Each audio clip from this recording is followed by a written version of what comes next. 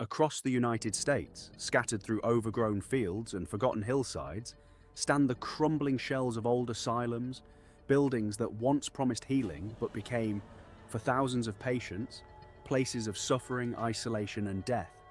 These institutions were built in an era when mental illness was misunderstood and often mistreated, when doctors experimented on the vulnerable in the name of science, and when the line between treatment and torture blurred beyond recognition. Today, many of these asylums lie abandoned, their hallways silent except for the wind moving through broken windows.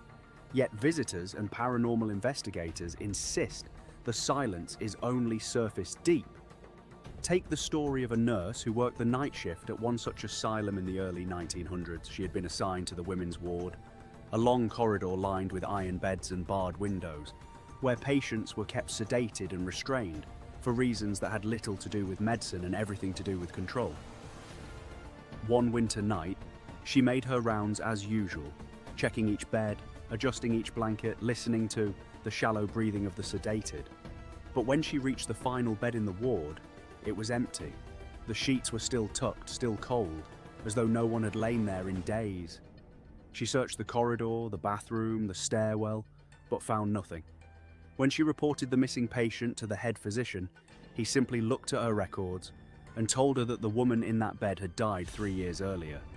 No one had corrected the paperwork, no one had removed her name from the rotation, and yet, night after night, the nurse swore she still heard footsteps pause beside that same bed, as if someone unseen was still being tucked in, still being cared for, long after death.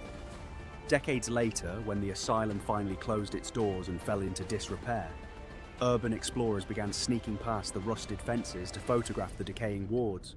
Many of them reported the same unsettling detail, a cold pressure on their chest as they walked past a particular room on the second floor, as though invisible hands were pressing them backward, warning them not to enter. That room, records later revealed, had been used for a treatment now condemned by modern medicine, a room where patients were restrained for hours at a time, their cries lost in walls built thick enough to muffle sound. Some visitors claim they've heard those cries still, faint and rhythmic, rising and falling like breath through the empty corridor.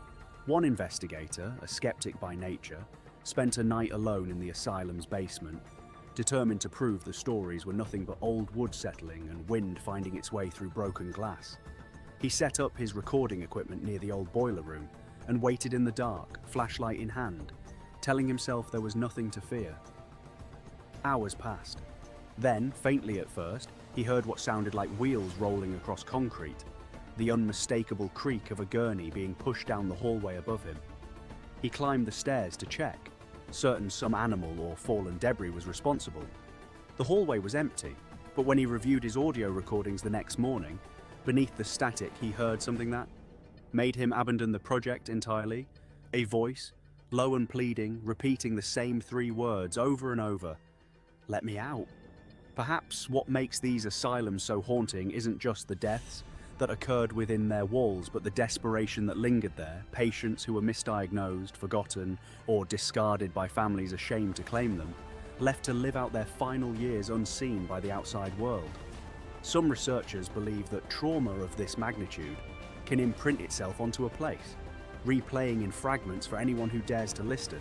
Whether or not that's true, those wo have walked these abandoned halls agree on one thing that the asylums remember, and sometimes in the stillness between footsteps they answer back.